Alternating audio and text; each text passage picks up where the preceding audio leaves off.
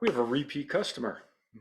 Well, how about this? We got Abby Robinson back on. I think our last one was about 2 years 2 years ago. Abby, ago. how are Yeah, you? been a while. I'm doing well. How about you guys? Oh, doing good. We're We good. got Abby Robinson here as our guest tonight, and Bob Gamble. Hey, Bob, how's it going? It's going fine, John. Thank you so much. Hi, folks. So tonight is our member spotlight, and we are going to we saw Abby is doing her collegiate triathlon, and we're going to find out more about that. And we thought this would be a great time to catch back up with her. She's been so involved. Oh, I'm going to steal some of Bob's material here, but she's been so involved with the club throughout her triathlon journey. She's been a legacy scholarship awardee, and has just been such a great addition to the club all along. And so it's so exciting to see her go through her collegiate career now. But before I steal too much of Bob's stuff, I'm gonna turn it over to Just Bob keep going, John. You're doing really well, so for that's fine. the official introduction. Go, Bob. All right. Thank you, John. And welcome again, Abby. It's really wonderful to have you on here. And I'm looking forward to this mainly because I don't know that much. I don't know anything about collegiate triathlon and how it differs from regular triathlon. So I'm really looking forward to this. And for the folks who are listening out there, Abby she's the captain of the women's triathlon team for Drury University in Springfield, Missouri. And she's been the captain for a couple of years as a junior in college. And there are so many things I'm trying to figure out how to unpack this all right now. One thing I want to get Abby to talk about before I even ask her first question is, well, this will be your first question, but what are you doing in what is your degree? And what's interesting is this is a really cool combination of two degrees that I am so jealous that she's doing this because it's like, this is what I would have loved to do. So tell us about what academically you're doing in college first. Yeah, so right now I am majoring in exercise physiology, and I'm minoring in psychology. And Drury does offer unique combinations of things like that. So I am also getting a certificate in sports leadership. So trying to make myself the most well-rounded I can to continue throughout triathlon in my career. So that's where I'm at right now with my studies. And that is so cool. I mean, again, that is just most a wonderful combination. Exercise physiology and psychology, and the two are just so overlapping, related. That's going to be fun. And as I told you before, tell everybody else, I'm really looking forward to reading your book when you write one. Because that's going to be fun, especially with your career. Just to get started though, Abby, and again, thanks so much for being on here. I know you're Yeah, thanks for having me. busy college student. You're doing a lot of studying. Yeah, What for sure. what made you get into triathlon in the first place? I mean, and you did this so everybody knows when you were 9 years old, and since Yeah. you're only 20 now, that's half of your life. So, what made you get into triathlon in the first place? Yeah, so whenever I was 8, I started as a club swimmer. That's, what I started with, and I was pretty dedicated as a club swimmer for a while. But my parents started running when I was pretty young, and then my dad eventually got into tri, and so did my mom after Mm. that. And my sister and I both followed suit. So I did both swim and triathlon for a while, but just decided that triathlon was for me. So switched to that full time, and now that's just what I'm keep on Mm. doing. So And while we're at it, let's give a shout out to your mom, Gail, who is herself an hi, accomplished mom. is herself an accomplished triathlete. So Yes, she following is. in her footsteps. Okay, as a follow up to that, what got you started in it? Um, I'm really, it is personally, I'm really curious. What is the difference between, if you could talk about the difference between collegiate triathlon and just the regular isolated personal, like the commercial and club races and other things, and Ironman type. Um, I understand the difference. This is truly a team sport. Right. Yeah, so that team aspect is a huge part of what distinguishes collegiate triathlon to, your regular age group or Ironman racing. Um, in collegiate triathlon, your first 5 finishers from the team score, and you want to have the lowest score possible. I won't get into all the nitty gritty details on how that works, but you do score as a team whenever you do race against other teams. So for example, last weekend my team raced against TCU. So as long as there's one other collegiate team at a race, no matter where it's at, you do score points. Oh, And then those accumulate over the season, qualifies you for national championship races. And that's a big part of it is the team aspect of it. So you're just finding different ways to get those first five finishers across the line as fast as you can. Another big part of it is it's draft legal. So we do have, that's just another way to work as a team. You can get girls into bike packs and do your best to draft off of each other and work each other up throughout the groups. and that just sounds exciting for one. And, Yeah, It really is. and it sounds very similar to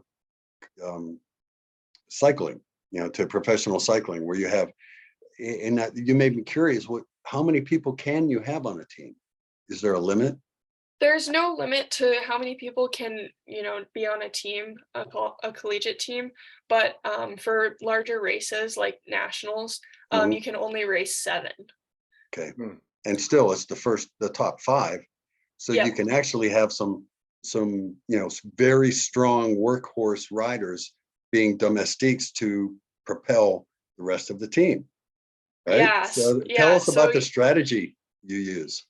yeah, the strategy that my team implemented last year, we kind of used myself as a little bit of a bike domestique. So I'm not the strongest runner, but I have a pretty solid swim and bike. Hmm.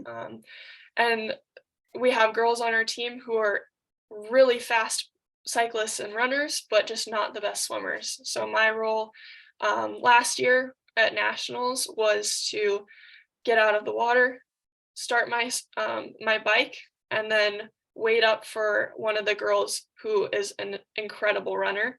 And that way I was able to pull her the whole time during that bike. So I could basically save her legs for the run.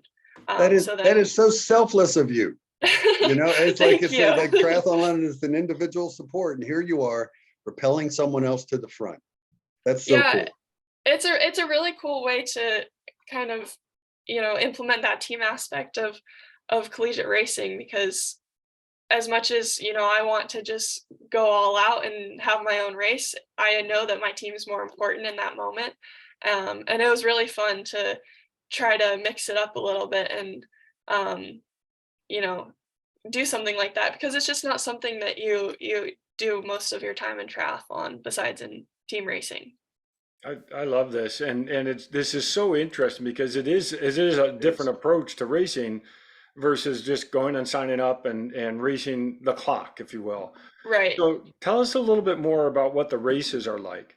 How many people start, and how many teams are there? Is it just college athletes, or is it? I know that like sometimes local race Pumpkin Man will have a collegiate competition, but that's a little different than this type of race. Right.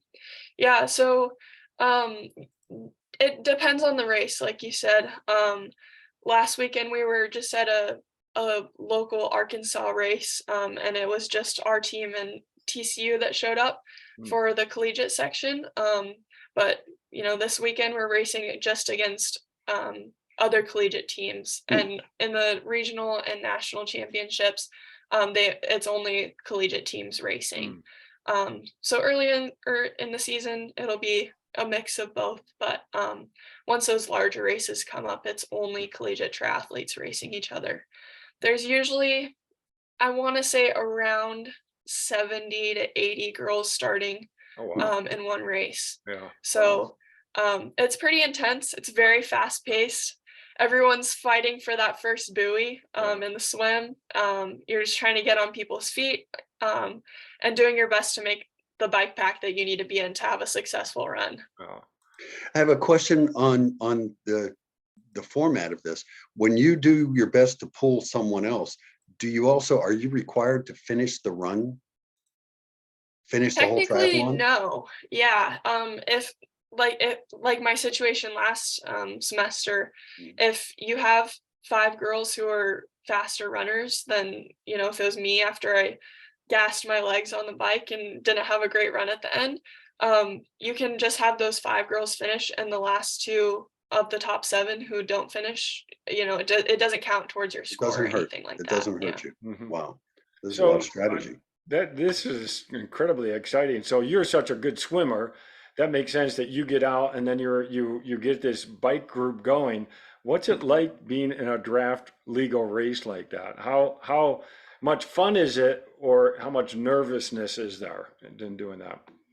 I take it more as the fun side of that. I've worked quite a bit on my bike skills. I used to totally be scared of drafting on the bike and fast corners and technical courses, but I've gotten to a point where I can have more fun with it, and you're just ripping around a course Oh, a few laps. It's a 20K bike, but you're on the bike for 35-40 minutes, so it Mhm. just goes by super fast because you're just focused on what's in front of you. You're just trying to stick on that wheel, you're trying to stay in that group, and it's just a lot of fun. It with all that, there's just a lot going on, so yeah, it's I fun. It's bet. fun to be in there. I bet. There's Now, is it a typical like out and back type of course, or is it more like a criterium where you're doing multiple laps of? Usually on our draft legal races, it'll be laps. Oh, Usually like 3 to 4 laps on the bike. And for everybody listening, this is the collegiate races are all sprints, right? You don't do Yes, they Olympics. are. So that's fast, and you're going, all out for the entire race. So it's got to be fun and exciting. Yeah, it really is. any bad crashes? Not yet. Oh, Oh, yay. good, good. I did Yeah. have one Knock on one wood. little slip up last semester. It started pouring Oh, during the bike, no. and I was just going around a roundabout and slipped up on the bike, but it wasn't anything, Oh, anything to worry about. Did So you go down, or did you recover it, or what? I went down, but I finished the race, so it wasn't too bad. so how does your team communicate during the race? Is it mostly because it's a multiple laps that your coach is out sort of telling you where you are with relative to your teammates? Yeah. We usually try to make a plan if there's any sort of tactics going into the race. We'll say, if this person is here, I'm going to give you this signal, and Yeah. stuff like that. Wow. So I usually know like exactly what I need to do going into it. And every time I pass my coach, I'll be looking out for cues. Mhm. Um, so it's good to have that communication, because whenever you come out of the water, you have no clue if, your teammates are in front of you, behind you, unless, you come out right behind them. So you definitely need very specific signals. Yeah. So you're not trying to get this huge message while you're flying past them on the bike. Yeah.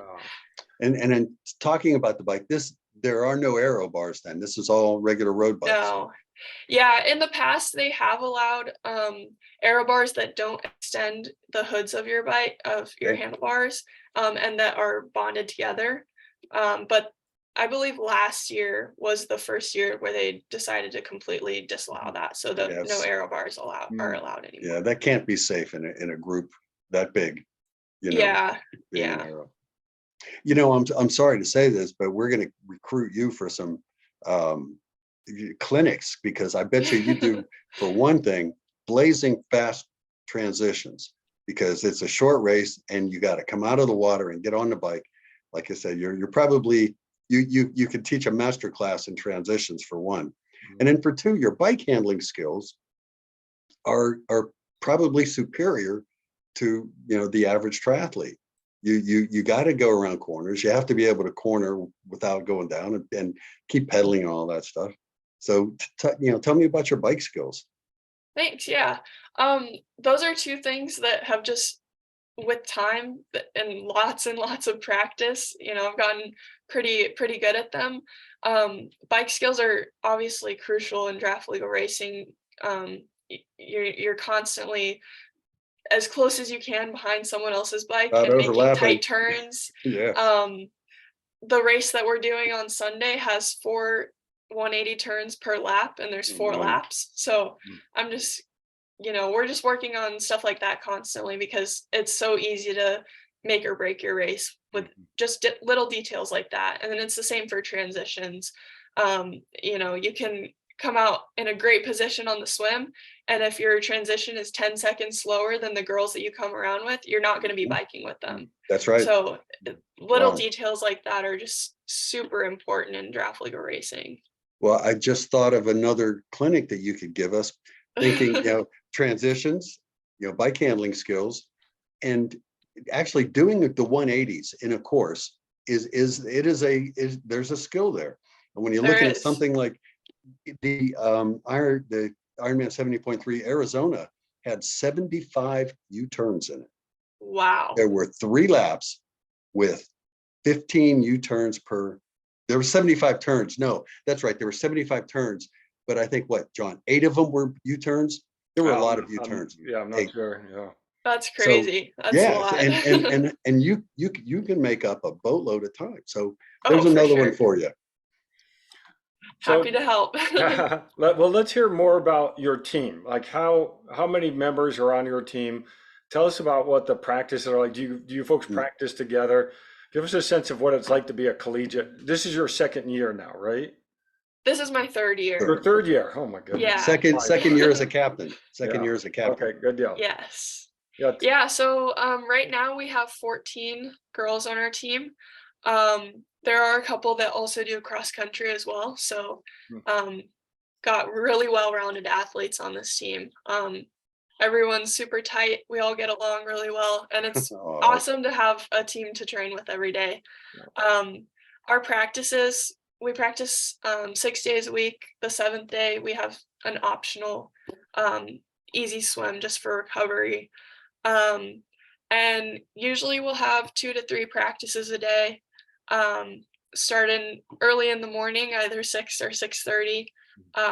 We'll have 2 practices in the morning, and then everyone goes to class for the day. And then if we have an evening practice, we'll do that around 4 o'clock. So that's kind of what the typical schedule is.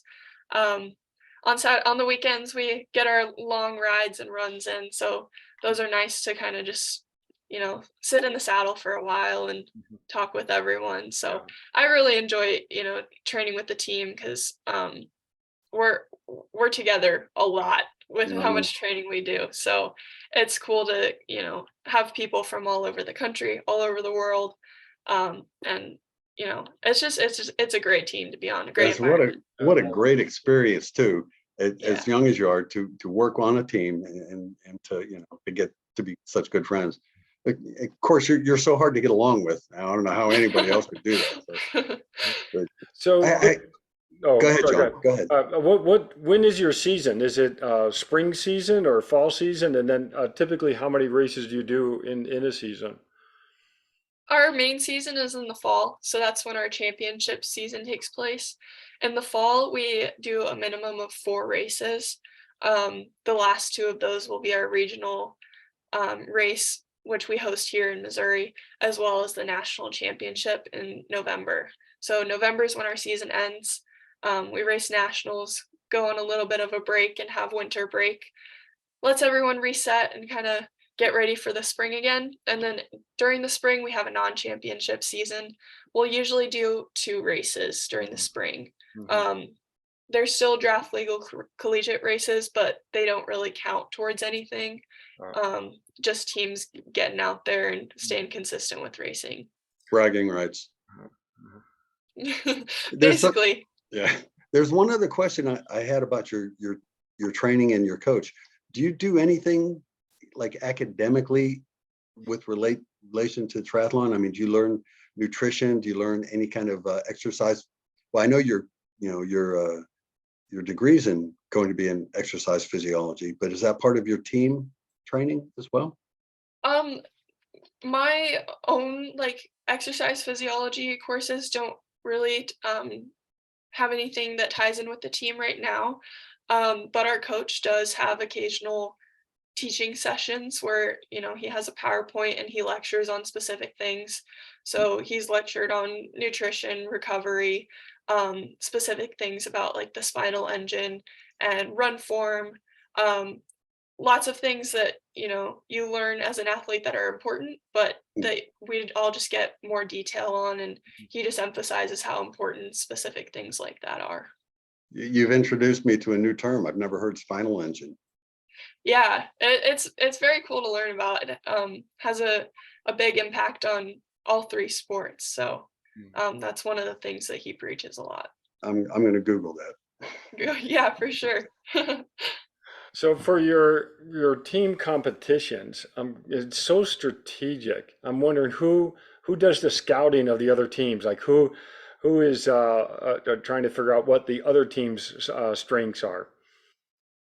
Um, I wouldn't necessarily say that a big part of the strategy is finding out what other teams are doing, because draft legal racing is so variable that Mm. even if each team has a very set plan, you never know how it's going to work out. So on our own team, we might have 3 or 4 different options depending on, who gets out of the water where, and who ends up in a bike pack together. So it would be pretty difficult to determine and find out exactly what other teams are trying to pull on races. So it's more of like focusing just on how we can get those races across the finish line. Very dynamic. That's wonderful. Yeah, for sure. And it's like you have to solve problems as you go.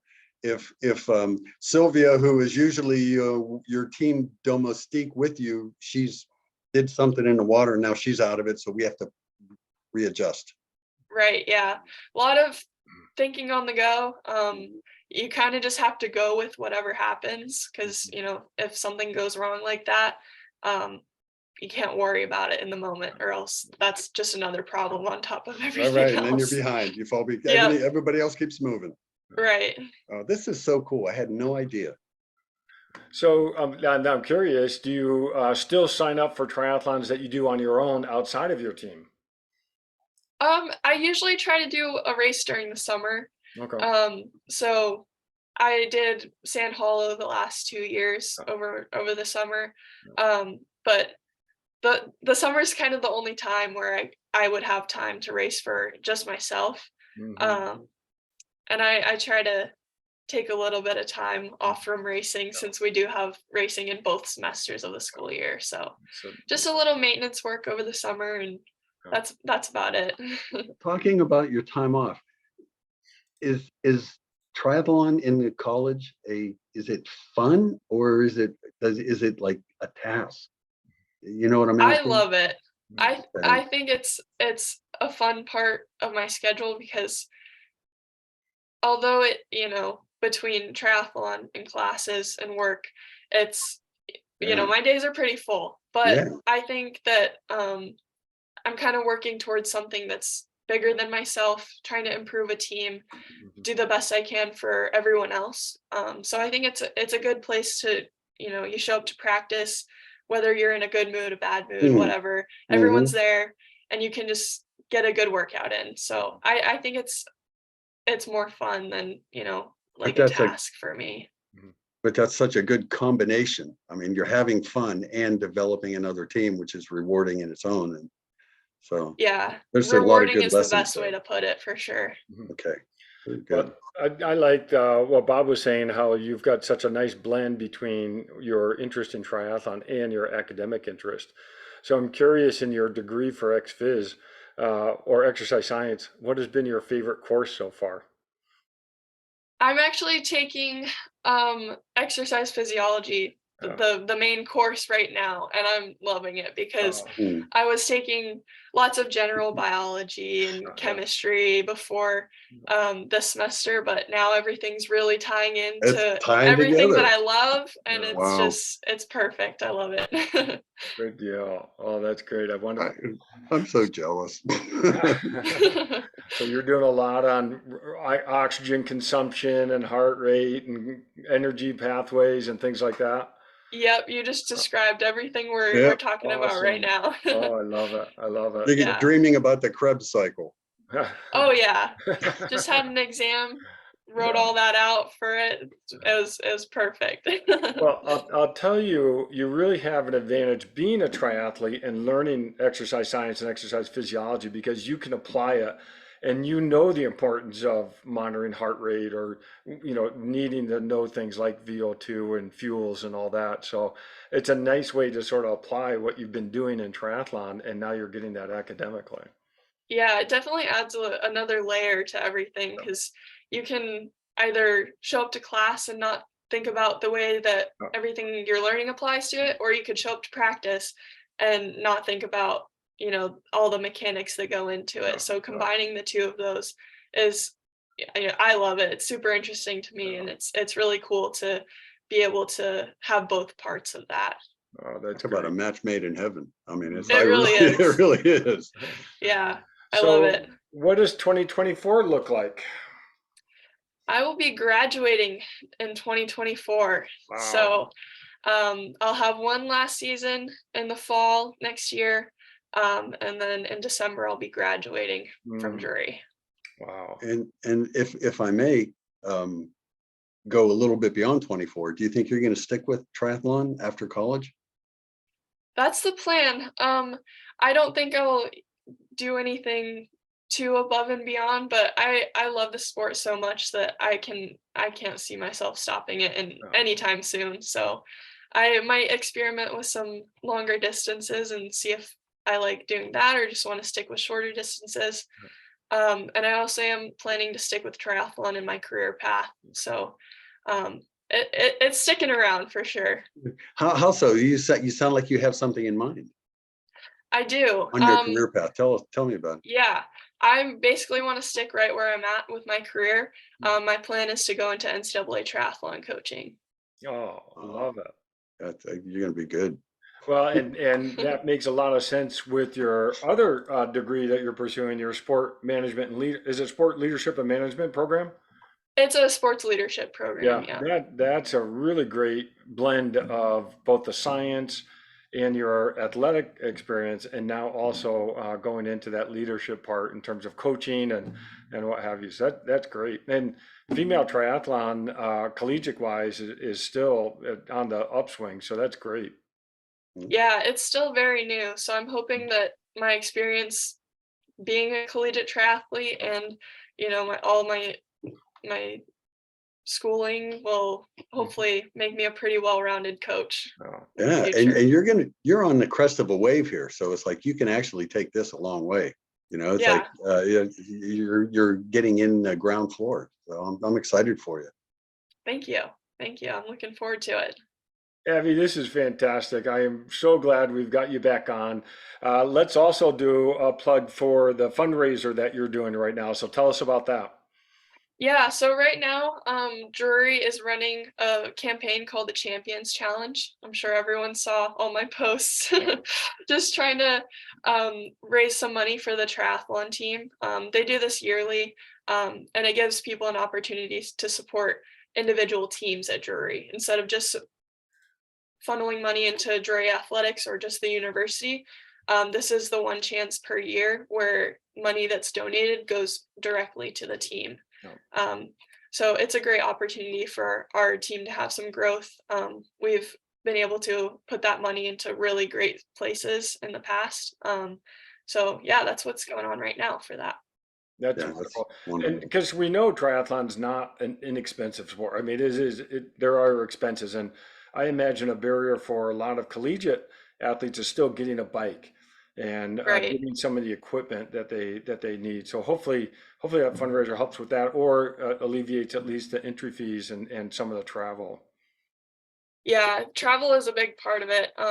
Luckily, we do have funds for our team to purchase bikes for everyone, and a lot of the girls bring their own bikes. I have my own bike here as well, Mhm. but one of the big things in the past that we had was we were renting a U-Haul trailer to travel with all our bikes. Oh Mm.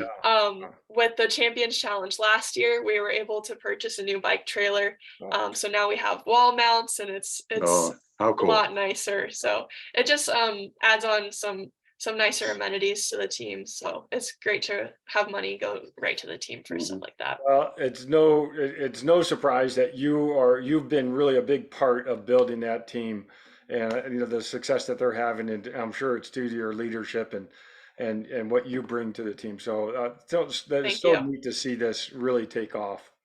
Thanks. Yeah, it is wonderful having you in the club too. We get a lot of credit with people, with you being in it. Thank you. Right. Yeah, the club got me into the sport, so I really appreciate everything that I've done through the club, and it's gotten me where I am today. Very Awesome. good. Well, great luck on the rest of the season for 2023. Great luck with your academic studies. That's going to be a lot of fun. And thank you again for jumping on this call and talking. Yeah, thank you guys for having me. I really It's appreciate been it. fun. And thank you, thank you from my end as well. That's been fun and I learned a lot. Thanks a lot. Thank you. All right. Thanks, everyone. Good night. Bye.